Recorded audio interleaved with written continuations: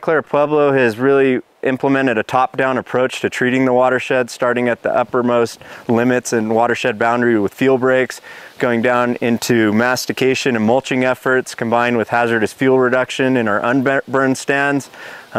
We have done extensive planting. Over 2 million trees have been planted over the last 12 years. We supplement that with tributary and erosion control work, really trying to limit the sediment sources from reaching it to the stream system. And then over the past 3 years, we've finally been able to work on the creek itself.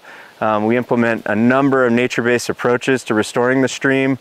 We love to work with our natural materials, our woody debris, our abundant rocks and fill material, which we're blessed to have here in this watershed.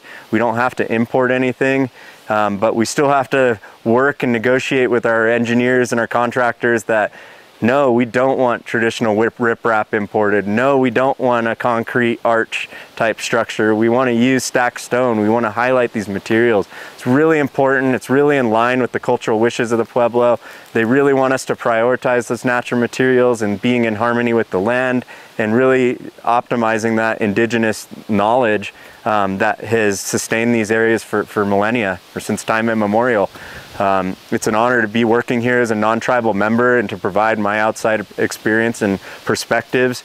They really appreciate that, and I've earned my respect over the year from the tribe to really work in line with their cultural belief system, but also maximize nature and nature-based solutions, and have the tribe now emerge as a leader nationally in nature-based solutions and post-fire restoration.